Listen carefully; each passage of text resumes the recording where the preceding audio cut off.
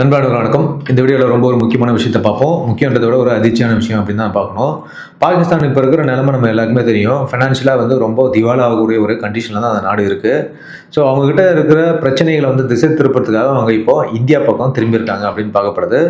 அந்த ஊரில் இருக்கக்கூடிய இந்த ஃப்ராடு மார்ஷல் அப்படின்னு சொல்லக்கூடிய இந்த ஃபீல்டு மார்ஷல் சொல்லக்கூடிய இந்த அசீம் முனீர் இப்போ இந்தியாவுக்கு எதிராக ஒரு பெரிய சதித்திட்டத்தை போட்டிருக்காப்ல அப்படின்னு சொல்கிறாங்க. இந்த கத்தாக் அப்படின்னு சொல்லக்கூடிய இந்த கொல்லக்கூடிய ஒரு யூனிட்டை அவர் உருவாக்கியிருக்காரு இந்தியாவுக்கு அகேன்ஸ்ட் அப்படின்னு சொல்லப்படுது. அது கூட இந்தியாவில் அந்த பேரை காப்பி அடிச்சதுன்னு தான் பார்க்குறோம். நம்மளுடைய இந்த ஜம்மு ரஜோரி எல்லையில் பார்த்தீங்கன்னா இந்த மிகப்பெரிய ஒரு அட்டாக்கை இவங்க பிளான் பண்ணியிருக்காங்க அப்படின்னு பார்க்கப்படுது. என்ன எதனால் இந்த மாதிரி ஒரு முடிவு அவங்க வந்திருக்காங்க அப்படின்றத ஃபுல் டீட்டெயில் வீடியோக்குள்ளே போய் பார்க்கலாம். வாங்க வீடியோக்குள்ளே போவோம். சரி, முதல்ல இந்த கத்தாக் அப்படின்ற பேரை உருவாக்குனது யார் அப்படின்னு பார்த்தீங்கன்னா இந்தியா தான். ஆக்சுவலாக நம்மகிட்ட தான் பார்த்தீங்கன்னா இந்த கத்தாக் பிளாட்டூன் அப்படின்ற கூடிய ஒரு யூனிட் ஆர்மியில் இருக்குது. இந்திய ராணுவத்தில் இருக்கக்கூடிய ஒவ்வொரு இன்ஃபேண்ட்ரிலேருந்தும் பார்த்தீங்கன்னா என்ன பண்ணுவாங்கன்னா ஒரு கத்தாக் பிளாட்டூனை உருவாக்குவாங்க அப்படின்னு பார்க்கப்படுது. இவங்க ஒரு ஸ்பெஷல் ஃபோர்ஸ்லாம் கிடையாது. நம்ம பேராஎஸ்எஃப்லாம் இருக்கு இல்லையா, அது மாதிரியான ஒரு ஸ்பெஷல் ஃபோர்ஸ்லாம் கிடையாது. ஆனால் இவங்கள இணையாக, அதாவது இந்த ஸ்பெஷல் ஃபோர்ஸுக்கு இணையாக இவங்களுக்கு ட்ரைனிங் கொடுப்பாங்க அப்படின்னு பார்க்கப்படுது. ஒரு பட்டாலியில் இருக்கக்கூடிய ரொம்ப ஒரு ஃபிட்டான ஆட்களை எடுத்து கிட்டத்தட்ட 20லேருந்து 30 பேர் அவங்க சூஸ் பண்ணி எடுப்பாங்க. அவங்களுக்கு ட்ரைனிங் கொடுப்பாங்கன்னு பார்க்கப்படுது.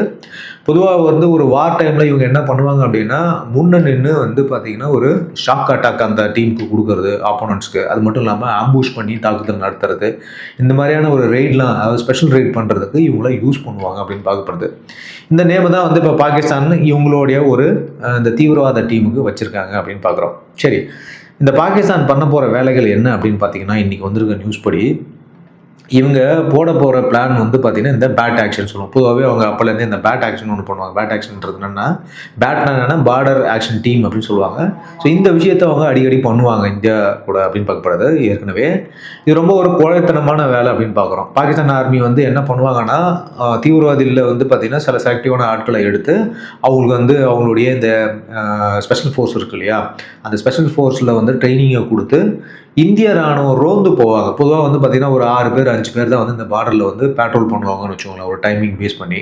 ஸோ இந்த பேட்ரோல் போகிற ராணுவத்தை பார்த்தீங்கன்னா மறைஞ்சிருந்து அவங்கள தாக்குதல் நடத்திட்டு அவங்கலேருந்து ஒரு 2-3 பேரை தூக்கிட்டு போகிறது, அவங்கள மோசமாக ட்ரீட் பண்ணி வைக்கிறது, இந்த மாதிரியான வேலைகள்லாம் இந்த டீம் பண்ணுவாங்க. அதுக்கு தான் இவங்களை ரெடி பண்ணியிருக்காங்க அப்படின்னு பார்க்கப்படுது. ஏற்கனவே இந்த மாதிரியான பேட் ஆக்ஷன்லாம் இவங்க பண்ணியிருக்காங்க. ஸோ 2000 பார்த்தீங்கன்னா லான்ஸ் நாயக் அலீம் அப்படின்னு சொல்லக்கூடிய நம்மளுடைய இந்திய ராணுவ வீரர் ஒருத்தர் பாகிஸ்தான் தீவிரவாதிகளினுடைய அந்த இலியாஸ் காஷ்மீரி அப்படின்னு சொல்லிட்டு ஒருத்தன் தான். அவனுடைய தலைமையிலான டீம் இந்த பேட் ஆக்ஷன் அப்படின்னு சொல்லிட்டு ஒன்று அந்த பார்டர் ஆக்ஷன் டீம் வச்சு இவரை கடத்தி அவருடைய தலையை வெட்டிட்டாங்க அப்படின்னு பார்க்கப்படுது. இது மிகப்பெரிய ஒரு விஷயமா பேசப்பட்டது. 2013 மேந்தர் செக்டாரில் பார்த்தீங்கன்னா ஹேம்ராஜ் மற்றும் சுதாகர் சிங் அப்படின்னு சொல்லக்கூடிய நம்மளுடைய 2 ராணுவ வீரர்களுக்கு ஒன்று இதே மாதிரி அவங்க பண்ணாங்க அப்படின்னு பார்க்குறோம். அதுக்கப்புறம் பார்த்தீங்கன்னா 2017 கிருஷ்ணா காட்டி அப்படிங்கக்கூடிய இடத்துல பார்த்தீங்கன்னாக்கா நம்மளுடைய பிஎஸ்எஃப் வீரர் ஒருத்தர், அது மட்டும் இல்லாமல் ஆர்மியை சேர்ந்த ஒருத்தர், இவங்க 2 பேரையுமே இதேமாரி இவங்க தாக்குதல் நடத்துனாங்க அப்படின்னு பார்க்கப்படுது. இதெல்லாமே ஒரு கொடூரமான கொலைகள் அப்படின்னு தான் பார்க்குறோம். ஆனால் பாகிஸ்தானுக்கு நல்லாவே தெரியும் நம்ம பார்த்தீங்கன்னா இந்த மாதிரியான விஷயங்கள்லாம் பண்ணலையான்னு கேட்டிங்க அப்படின்னா நம்ம ராணுவம் ரத்தத்துக்கு ரத்தம் கண்ணுக்கு கண் அப்படின்ற மாதிரிலாம் வேலையில் பண்ணியிருக்காங்க. குக்ரி மேஜிக் அப்படின்னு சொல்லிட்டு ஒன்று நடந்துச்சு. அது என்ன அப்படின்னு பார்த்தீங்கன்னா இந்த கூர்கா ரைஃபிள்ஸ் இருக்காங்க இல்லையா, அந்த வீரர்கள் தங்களுடைய பாரம்பரியமான ஆயுதமான இந்த குக்ரி கத்தியை எப்போவுமே கூட வச்சுருப்பாங்கன்னு பார்க்கப்படுது. போர்க்காலங்களில் பார்த்தீங்கன்னா இவங்களாம் இந்த பங்கருக்குள்ளே போயிட்டு, அதாவது எதிரியோட ஆர்மி பதுங்கி இருக்கக்கூடிய அந்த பதுங்கு குழிகளில் போய் அவங்கள தாக்குறதுல இவங்க வல்லமை படைச்சவங்க அப்படின்னு பார்க்குறோம். சம்பவம் என்ன நம்ம பண்ணோம் அப்படின்னா இந்த 2011 பாகிஸ்தான் நம்ம வீரர்களை இது மாதிரி ஒரு கோழைத்தனமாக கொன்று தலையை வெட்டின விஷயம் இருக்கு இல்லையா, இந்த விஷயத்துக்கு பதிலடி கொடுக்கறதுக்காக இந்தியா ஆப்ரேஷன் ஜிஞ்சர் அப்படின்னு சொல்லிட்டு ஒன்று ரகசியமாக தாக்குதல் நடத்தினாங்க. இது அவ்வளோவா பெருசாக பேசு பொருளாக வரல, ஏன்னா இது ஒரு சீக்ரெட் ஆப்ரேஷன் அப்படின்றதுனால. அதில் 8 பாகிஸ்தான் வீரர்களை கொன்று 3 பேரோட தலையை நம்ம வீட்டுக்கு எடுத்துகிட்டு வந்துட்டாங்க அப்படின்னு பார்க்கணும். ஸோ பாகிஸ்தான் என்ன பிளான் பண்ணாலும் அதை இந்தியாவும் பண்ணிடும் திருப்பி அப்படின்றது தான் இந்த விஷயத்தை காமிக்குது. இதை தாண்டி நிறையா நடந்திருக்கு. ஆனால் அதெல்லாம் எதுவும் இந்திய ராணுவம் சொல்லாது. ஏன்னா இந்தியன் ஆர்மி பொறுத்த வரைக்கும் பார்த்தீங்கன்னா ஒரு ப்ரொஃபஷனலான ஆர்மி இந்த மாதிரியான கோழைத்தனமான வேலைகள்லாம் செய்யாது. நெஞ்சுக்கு நேராக சண்டை போகிறத நம்ம எப்போவுமே விருப்பப்படுவோம். இவங்க இந்த மாதிரியான கோழைத்தனமான வேலைகளை செஞ்சு நம்மளை தாக்குதல் நடத்தினாங்கன்னா நம்ம டைரெக்டாகவே அவங்களுடைய பங்கர்ஸு இந்த மாதிரி விஷயங்களில் அவங்கள மூஞ்சிக்கு நேராகவே அடிப்போம் அப்படின்றது தான் இங்கே நம்ம பார்க்கணும். சரி, அடுத்தது பார்த்தீங்கன்னா இவங்க என்ன பிளான் பண்ணுறாங்க அப்படின்போது 3 திசையில இருந்தும் இந்தியாவை அட்டாக் பண்ணுறதுக்கு இவங்க பிளான் பண்ணியிருக்காங்க. அதாவது லேட்டஸ்ட்டாக வந்த ரிப்போர்ட் படி பார்த்தீங்கன்னா இந்த 3 குரூப்பை வந்து இவங்க ரெடி பண்ணியிருக்காங்க அப்படின்னு பார்க்கப்படுது எல்லையில். குரூப் 1 யார் அப்படின்னு பார்த்தீங்கன்னா இந்த அல்பதர் அப்படின்னு சொல்லக்கூடிய ஒரு குரூப்பு. இதோட கமாண்டர் அபு பியான் அப்படின்னு சொல்லிட்டு ஒரு ஆள் இருக்காப்புல. இவங்க தலைமையிலான இந்த குரூப் வந்து இந்த ரஜோரி மாவட்டத்தில் நஃப்ரா அப்படின்றக்கூடிய பகுதியில் வந்து இருந்திருக்காங்க அப்படின்னு சொல்லப்படுது. குரூப் 2 யாருன்னு பார்த்தீங்கன்னா இந்த லஷ்கர் தொய்பாவுடைய அபு ராசா இருக்கார் இல்லையா, அவரு தலைமையிலான ஒரு டீம் வந்து பார்த்தீங்கன்னா அக்னூர் அப்படின்னக்கூடிய ஒரு செக்டார் பக்கம் வந்து இருக்காங்க அப்படின்னு சொல்கிறோம். அடுத்த குரூப் 3 யார் அப்படின்னு பார்த்தீங்கன்னா சகாப்த் அப்படின்னு சொல்லக்கூடிய ஒருத்தனுடைய தலைமையிலான 3வது ஒரு லஷ்கருடைய டீம் வந்து இப்போது எல்லையில் வந்து பொசிஷனாக இருக்காங்க அப்படின்னு சொல்கிறோம். இது எல்லாமே லேட்டஸ்ட்டாக வந்திருக்கக்கூடிய நியூஸ். சரி, இந்த தீவிரவாதிகள் எல்லாமே வந்து பார்த்தீங்கன்னா பாகிஸ்தான் ஆர்மிகிட்ட இருந்து வரக்கூடிய இந்த கிரீன் சிக்னலுக்காக வெயிட் பண்ணிட்டு இருக்காங்க அப்படின்னு பார்க்கப்படுது. அவங்க கிரீன் சிக்னல் கொடுத்துட்டாங்க அப்படின்னா இவங்க உடனே ஊடுருவி அட்டாக் பண்ணுறதுக்கு ரெடி ஆகிடுவாங்க அப்படின்னு பார்க்குறாங்க. ஸோ பாகிஸ்தான் வந்து ஒரு விஷயத்த மறந்துருச்சு. இது 2017 இல்லை 2010 11 கிடையாது, 2026. இந்தியா வந்து பழைய இந்தியாலாம் கிடையாது. டெக்னிக்கலாகவும் சரி, சொஃபிஸ்டிகேட்டடான வெப்பன்ஸும் சரி, பயங்கர ஸ்ட்ராங்காக இருக்கக்கூடிய ஒரு நாடு அப்படின்னு பார்க்குறோம். ஸோ நம்ம எப்படி இதை வந்து செக்யூர்டாக வச்சுருக்கோம் அப்படின்னு பார்த்தீங்கன்னா, இந்த முதல்ல பார்த்தீங்கன்னா ஃபர்ஸ்ட்லாம் பார்டர் இந்த மாதிரி விஷயங்கள்லாம் கிடையாது. இப்போ நிறைய விஷயங்கள் பார்டரில் இருக்குது. ஏஎல் இனக்கூடிய ஸ்மார்ட் ஃபென்சிங் நம்ம பண்ணி வச்சுருக்கோம்னு சொல்லப்படுது. இந்த பழைய காலத்து முன்வெளியை ஒரு பக்கம் இருந்தாலும் எல்லாமே வந்து இப்போது டோட்டலாக வேறு மாதிரி இருக்குது அப்படின்னு பார்க்குறோம். CIBMS அப்படின்னு சொல்லக்கூடிய comprehensive integrated border management system அப்படின்ற ஒரு விஷயத்தில் இதுவும் அடங்கியிருக்கு அப்படின்னு பார்க்கப்படுது. இது என்ன அப்படின்னு பார்த்தீங்கன்னா இன்விசிபிள் வால் அப்படின்னு சொல்கிறோம். இந்த வேலிகளை வந்து கண்ணுக்கே தெரியாது, லேசர் பீம் மற்றும் இன்ஃப்ராரெட் கதிர்களால் இயங்கக்கூடிய ஒரு விஷயம் அப்படின்னு பார்க்குறோம். இது எல்லாமே லேட்டஸ்ட் டெக்னாலஜி. நம்ம இஸ்ரேலோட துணையோடு இதை பண்ணியிருக்கோம் அப்படின்னு பார்க்கப்படுது. யாராவது வந்தாங்க இல்லை அந்த வேலியை தொட முயன்றாங்கன்னா முன்னாடியே இந்த லேசர் பீம்ஸ் வந்து அலர்ட் கொடுத்துரும் அப்படின்னு பார்க்கப்படுது.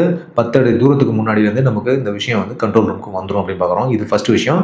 ஃபாக் அதிகமாக இருந்தாலும் சரி இது அக்யூரேட்டாக காமிக்கும் அப்படின்னு சொல்லப்படுது. ரெண்டாவது ட்ரோன் மற்றும் ஆன்டி ட்ரோன் சிஸ்டம் நம்ம வந்து டெப்ளாய் பண்ணியிருக்கோம். இப்போ இந்த தீவிரவாதிகள் நிறைய விஷயங்கள் வந்து பார்த்தீங்கன்னா ட்ரோன் மூலிமா பண்ண ஆரம்பிச்சிட்டாங்க அப்படின்னு பார்க்கப்படுது. இந்தியா வந்து அதுக்கு 2 விஷயத்தை இருக்குது. ஒன்று 24/7 சர்வைலன்ஸ், அதாவது நைட் டைமில் கூட துல்லியமாக படம் பிடிக்கக்கூடிய இந்த தெர்மல் கேமராவுடைய ட்ரோன்களை வந்து அதிகமாக நம்ம பறக்க விட்டுருக்கோம். 24 மணி நேரமும் பறந்துட்டு இருக்கு அப்படின்னு பார்க்கப்படுது. அடுத்தது ஆன்டி ட்ரோன் ஜாமர்ஸ் நம்ம யூஸ் பண்ணுறோம். பாகிஸ்தான் பக்கம் வந்து வரக்கூடிய ட்ரோன்கள் எல்லாத்தையுமே வந்து நம்ம சிக்னலை மறித்து அதை அப்படியே கீழே வைக்கிறாங்க. இந்த ஆன்டி ட்ரோன் சிஸ்டம் வந்து ஒவ்வொரு இந்திய ராணுவர்களையும் பார்டர் இருக்கவங்களுக்கு கொடுக்கப்பட்டிருக்கு அப்படின்னு பார்க்கப்படுது. அடுத்து பார்த்தீங்கன்னா இந்த கிரவுண்டு சென்சார் விஷயம். அதாவது பார்த்தீங்கன்னா இந்த பாகிஸ்தானை பொறுத்த வரைக்கும் பார்த்தீங்கன்னா சுரம் தோண்டி வர்றதுக்கு வந்து நிறைய ட்ரை பண்ணுவான்னு பார்க்கப்படுது. ஏன்னா பொதுவாக திருட எப்படி திங்க் பண்ணுவான், எப்படி ஒரு வீட்டுக்குள்ளே திருட போகலாம், ஓட்ட போட்டு போகலாமா, இல்லை கதை உடச்சிட்டு போகலாமா, இல்லை மேலேருந்து குதிக்கலாமா, இப்படி தான் திருடன் வந்து பொதுவாகவே யோசிப்பான். அதனால் வந்து நம்ம அதுக்கும் தயாராக தான் இருக்கிறோம். அதாவது இவங்க தொலை போட்டு அடியில் கிரவுண்ட் மூலிமா உள்ளேருந்து வெளியே வரலாம் அப்படின்னு நினச்சாலும் இவங்க வந்து தோண்ட ஆரம்பித்தாலே இந்த செஸ்மிக் சென்சார்ஸ் வந்து காமிச்சிடும் பார்க்கப்படுது. இதுவுமே நம்ம வந்து இந்த இஸ்ரேலி டெக்னாலஜி கூட இணைஞ்சி இதை தயாரிச்சிருக்கோம்னு பார்க்கப்படுது. அதாவது இந்த சென்சார்ஸ் என்ன பண்ணும் அப்படின்னா நார்மலாக எறும்பு போனால் கூட தெரியும் பார்க்கப்படுது. தோண்டினாங்க அப்படின்னா அந்த லொக்கேஷனை வந்து ரொம்ப கிளியராக காமிச்சிடும் பார்க்கப்படுது. அதுக்கப்புறம் பார்த்தீங்கன்னா நம்மளுடைய ஃபைனல் அத்தியாயம் என்னன்னா இந்த குயிக் ரியாக்ஷன் டீமு 3 குரூப்பும் வந்து எல்லையில் நிற்கிறது வந்து நமக்கு எல்லாருமே தெரிஞ்சிச்சு. அதனால் இந்தியா அக்னூர் மற்றும் இந்த ரஜோரி பகுதிகளில் நம்மளுடைய குயிக் ரியாக்ஷன் டீமை வந்து அதிகப்படுத்திருக்காங்க பார்க்கப்படுது. இவங்க வந்து வெல் எக்யூப்டு டீம் அப்படின்னு பார்க்குறோம். 6R வந்து நம்ம கிட்ட கொடுத்துருக்கோம். ரைஃபிளை பொறுத்த வரைக்கும் நைட் விஷன்ஸ் இருக்குது, ஆர்முடாக இருப்பாங்க, கெவ்லர் வச்சுருக்காங்க. ஸோ இவங்களுக்கும் எதுவும் ஆகாது, ஸோ அவங்களையும் தட்டி தூக்கிடுவாங்க அப்படின்னு பார்க்கப்படுது. இந்த ஊழல் நடந்துச்சு அப்படின்னா அடுத்த 5 நிமிஷத்தில் வந்து அங்கே போய் இவங்க நிற்பாங்க அப்படின்னு பார்க்கப்படுது. அது மட்டும் இல்லாமல் உள்ளூர் மக்களும் பார்த்திங்கன்னா இந்த சிவில் மிலிட்ரி நெட்வொர்க் வந்து அதிகப்படுத்திருக்காங்க பார்க்கப்படுது. இந்தியா செஞ்ச புத்திசாலித்தனமும் இதுதான் அப்படின்னு சொல்கிறோம். எல்லைகளில் இருக்கக்கூடிய இந்த கிராமங்களில் மக்கள் எல்லாத்துக்குமே, மக்கள் மட்டும் இல்லாமல் இந்த இளைஞர்கள் எல்லாருக்குமே வந்து பார்த்திங்கன்னா தீவிரவாதியோட நடமாட்டத்தை வந்து எப்படி அடையாளம் காண்றது அப்படின்ற மாதிரி ட்ரைனிங் கொடுத்துருக்காங்க. அது மட்டும் இல்லாமல் அவங்களுக்கு சந்தேகம் வர மாதிரி யாராவது இருந்தாங்க அப்படின்னா இம்மீடியட்டாக வாட்ஸ்அப்லையோ அல்லது ஃபோன் மூலிமா ராணுவ தகவல் அளிச்சிருவாங்க அப்படின்னு பார்க்கப்படுது. ஸோ இது எல்லாமே வந்து இந்திய ராணுவம் எல்லையில் பண்ணியிருக்கக்கூடிய விஷயம். அது மட்டும் இல்லாமல் நிறைய டெக்னிக்கலாக அட்வான்ஸ் விஷயங்கள்லாம் பண்ணியிருக்காங்க. அதெல்லாம் நம்ம இங்கே ஸ்டேட் பண்ணலை. ஓகே மக்களே, ஸோ இப்போது மெயின் விஷயம் என்ன அப்படின்னா இந்த பாகிஸ்தான் ஆர்மி இப்போது உலக நாடுகளில் நடக்கக்கூடிய இந்த குழப்பங்களெல்லாம் வந்து யூட்டிலைஸ் பண்ணி ட்ரம்ப் கூட இவங்க இருக்கக்கூடிய அந்த உறவை வந்து பார்த்திங்கன்னா ஒரு பாசிட்டிவான விஷயமா வந்து எடுத்துக்கிட்டு அதை இந்தியாவுக்கு அகேன்ஸ்டாக யூஸ் பண்ண பார்க்குறாங்க. ஏன்னா இப்போது ட்ரம்ப் நிறைய அவங்களுக்கு சப்போர்ட் பண்ணுறாரு இல்லையா, அதனால் அவங்க ஒரு மிதப்பில் இருக்காங்க அப்படின்னு பார்க்கப்படுது. மீண்டும் இந்தியாவை வந்து சீண்ட பார்க்குறாரு இந்த அசீம் முனியர் அப்படின்னு பார்க்குறோம். ஆப்ரேஷன் 2.0 ஸ்டார்ட் ஆகிடும் அப்படின்றது தான் நமக்கு இப்போ ரீசெண்டாக தெரியுது. ஒரு மூவ் அவங்க எடுத்தாங்க அப்படின்னா இந்த முறை அவங்கள தும்சம் பண்ணுறதுக்கு இந்தியன் ஆர்மி ரெடியாக இருக்குது அப்படின்னு பார்க்குறோம். கண்டிப்பாக இவங்க இந்த ஜனவரி 26க்காக வந்து வெயிட் பண்ணுறாங்க அப்படின்னு பார்க்கப்படுது. மேபி இந்த காலகட்டங்களில் இந்த அட்டாக் அவங்க நடத்துறதுக்கான வாய்ப்புகள் அதிகமாக இருக்குது அப்படின்னு பார்க்குறோம். ஓகே மக்களே, ஸோ வீடியோ இன்ஃபர்மேட்டிவாக இருக்கும் நம்புறேன். கண்டிப்பாக உங்களுடைய கருத்துக்களை தெரிவிங்க. சேனலை சப்ஸ்கிரைப் பண்ணுங்கள், வீடியோக்கு லைக் பண்ணுங்கள், உங்கள் ஃப்ரெண்ட்ஸ்லாம் ஷேர் பண்ணுங்கள். மீண்டும் அடுத்து ஒரு இன்ஃபர்மேட்டிவ் வீடியோவில் சந்திப்போம். Thank you, bye, Jai.